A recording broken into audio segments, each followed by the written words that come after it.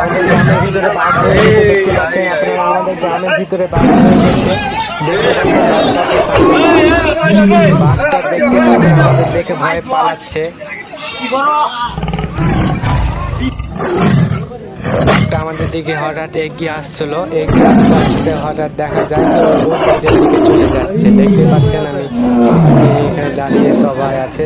এই বাঘটা লাফাতে লাফাতে পালিয়ে যাচ্ছে, দেখতে পাচ্ছেন। এই দেখেন, এই দেখেন, এই দেখেন, চলে যাচ্ছে, চলে যাচ্ছে। বাঘটিকে মারার জন্য অনেকে চেষ্টা করছে, কিন্তু ভয়ে কেউ যেতে পারছে না।